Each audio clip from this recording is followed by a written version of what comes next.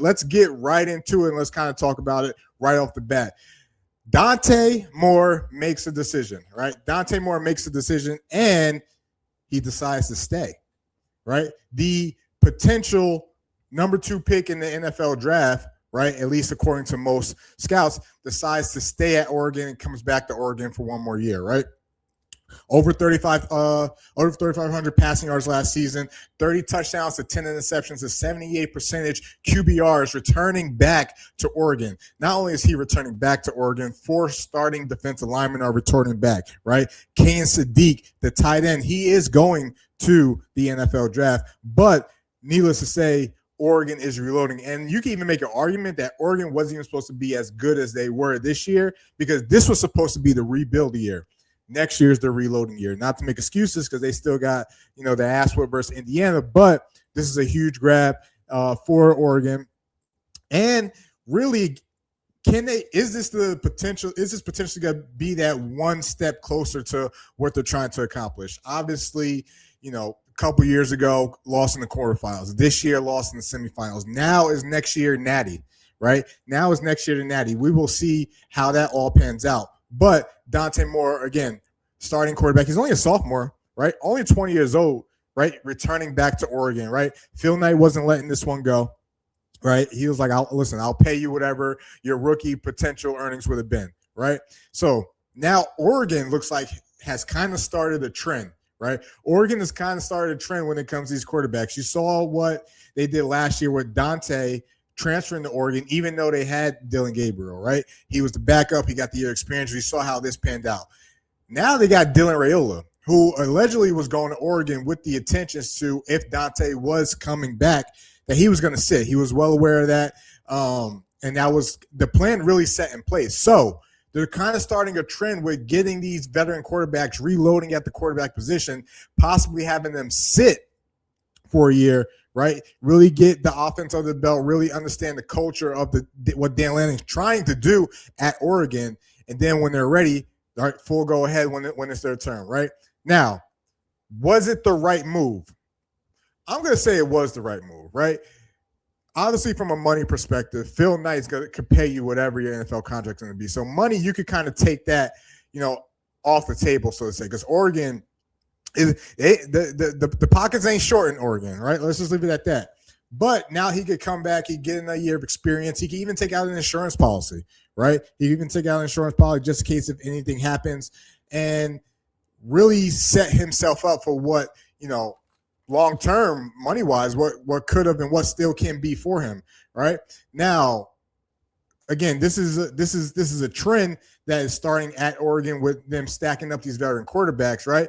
And it doesn't always have to be about the money. Maybe it's the mission, all right? Maybe it's the mission of coming to win the Natty. Maybe Michigan started a trend a couple years ago with everyone coming back. We saw it last year, Ohio State, or 2 years ago, last year, Ohio State, everyone coming back. Penn State tried to do that this year, failed miserably, right? But you can see, with everyone starting to return to Oregon, what the mission is going to be with with a veteran team coming back to play to accomplish the mission, right? Not to mention, you got to be mature enough to make a decision like that, right? You got to be mature enough to understand, listen, I may not be ready for the NFL game, right? And I may need one more belt or one more year under my belt, regardless if my offensive coordinator is going to a different school, right? Maybe it's an opportunity to redefine my game, and maybe setting myself up long term for when I get to the league, right? So, not to mention, when you look at the 2 picks at the top, what have the Raiders and the Jets done with rookie quarterbacks, with young quarterbacks, with developing these quarterbacks, right? When you think of the Raiders, the only really quarterback that comes to mind is Derek Carr, and he was a second-round pick. Outside of that, they don't really have a history of developing rookie quarterbacks.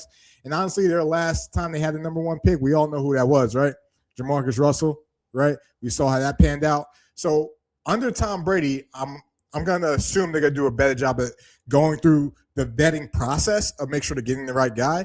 But with Dante coming back, it really makes the decision that much clearer, right? Fernando Mendoza, I don't think they're questioning him from the neck up, right? It's really going to be his ability.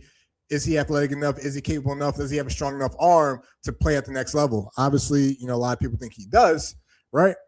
But Tom Brady's going to be heavily involved in this process. But when you think about the Jets, I mean, you go back to Sam Darnold, Christian Hackenberg, Zach Wilson, right? Geno Smith, Mark Sanchez, but Mark Sanchez was the most successful one out of all of them, right? The New York Jets have not done a great job at developing quarterbacks. So if you're a quarterback, why would you even want to put yourself in that situation? Granted, anything can happen in the NFL draft, right?